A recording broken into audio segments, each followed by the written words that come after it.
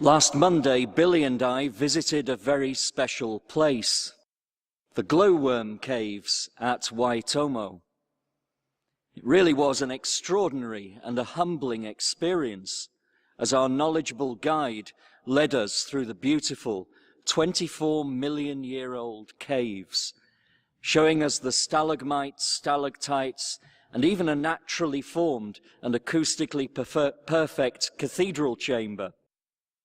The highlight of the tour, though, was the concluding silent boat journey along the underwater river, illuminated by thousands of tiny glowworm larvae on the roof of the cave, with beautiful threads like golden hair dangling beneath them.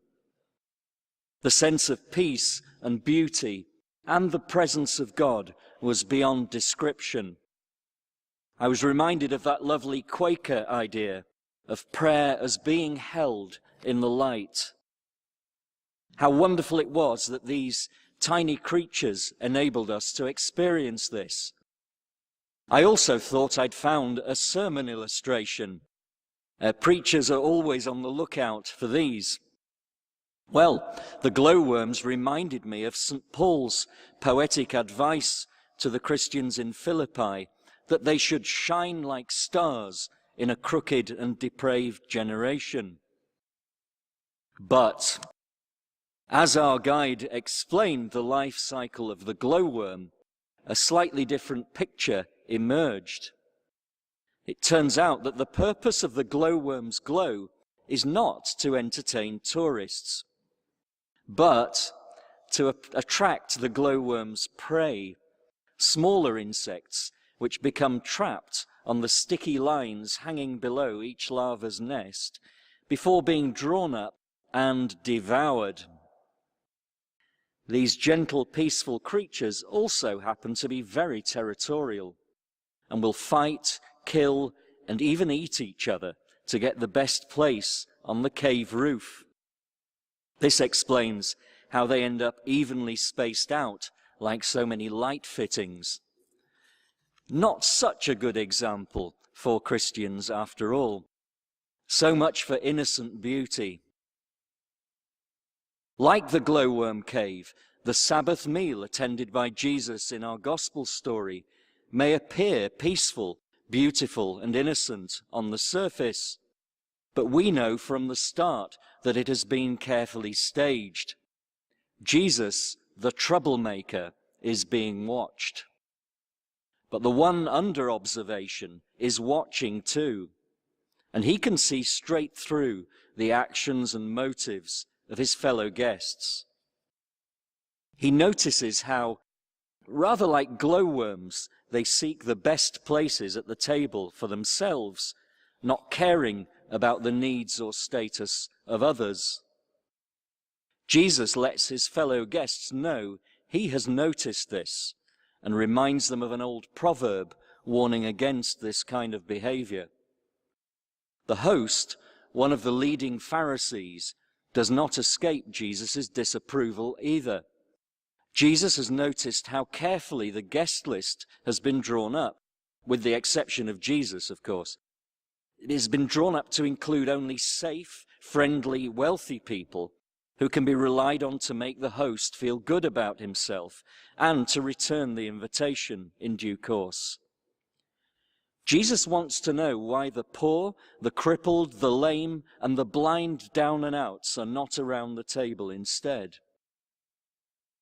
His objection seems a little impertinent, and we may have some sympathy with the host at this point. But then again, this was not an ordinary meal. It was a Sabbath meal, and Jesus was very concerned about the proper and improper observance of the Sabbath, as we heard last week. Should this woman not be released on the Sabbath? Does our law allow healing on the Sabbath or not? If any of you had a son or an ox that happened to fall in a well on a Sabbath, would you not pull them out at once on the Sabbath itself? His questions meet with a cold silence, and it seems that nothing angers Jesus more than when religious duty is used as an excuse for denying a vulnerable person the help they need. According to Jewish tradition, the celebration of a Sabbath meal had three purposes. Firstly, to commemorate the creation and God's own Sabbath day rest. Secondly, to remember the Exodus, God's act of liberating his people from slavery in Egypt. And thirdly, to enjoy a foretaste of the future messianic age in which justice will be done for the oppressed and all things put right. How could a genteel dinner party for the well-heeled and respectable be fit for purpose? Maybe Jesus had a point. Those Jewish religious characters needed to sort out their weekly Sabbath meal and make sure it lived up to its billing. But to be fair, the same point could be made about our own special weekly meal, Holy Communion, which has a similar threefold purpose and which is equally prone to lose its prophetic edge and degenerate into a piece of bland, comfortable theatre. The boldness and confidence with which Jesus confronted people about their practices and motives gives a clear model for Christian initiatives in society. But it may not always be easy to intervene in the right way. An example given by Professor Kwame Anthony Appiah during the recent Rob Lectures at Auckland University illustrates the point. One of Professor Appiah's main themes was the power of the idea of honor in bringing about social change and improvement. Some real social evils, such as the practice of foot binding in China, have been addressed and greatly reduced or eradicated by encouraging the pursuit of honor or the diminishing of dishonor. But honor can work both ways, and Professor Appiah also gave the example of the Church of Scotland's opposition to the practice of female genital mutilation in Kenya, where the Church's stern disapproval backfired and actually made the problem worse by making the continuation of the practice a matter of national honor. So instead of FGM dying out quietly, as it might have done, it became more deeply entrenched. The lesson of history is not that the Church was wrong to take action and oppose this evil practice. It was right to oppose it, but that tactics need to be thought through. A better approach might have been to listen to and support groups of victims or their supporters within the culture, rather than offer criticism from outside. This alternative approach is, in fact, what worked so well to help eradicate foot binding. Not confronting an injustice is not an option. We can't stand by and allow evil to continue, but we need to look for the most effective strategy for eliminating it.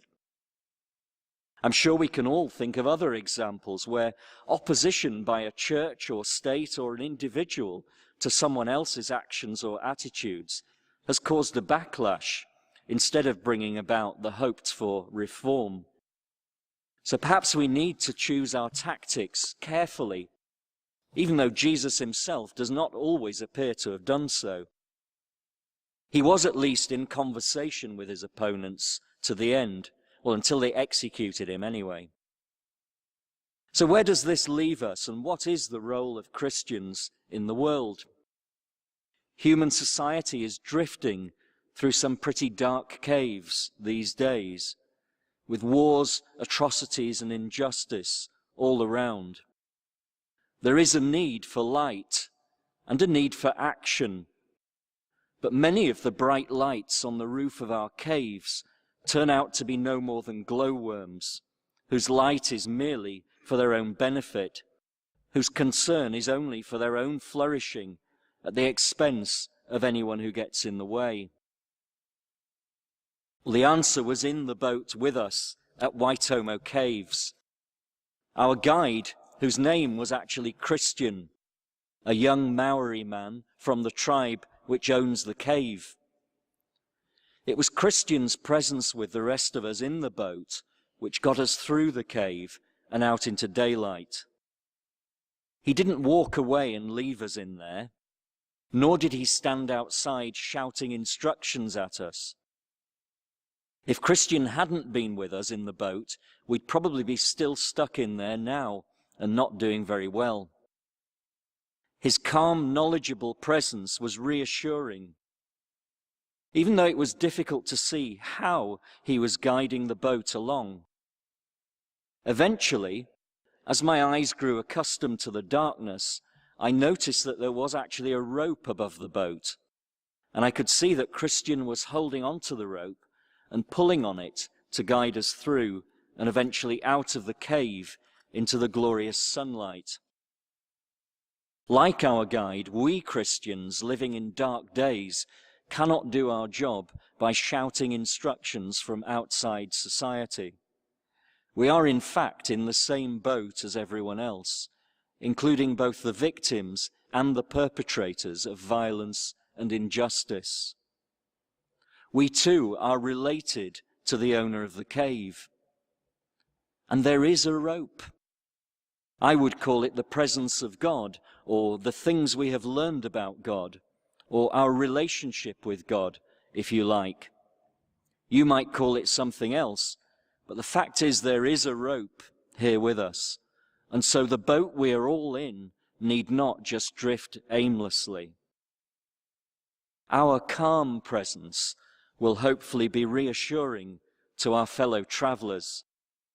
And most importantly, we Christians can take the initiative and steadily help pull the boat through the darkness and into the light. Amen.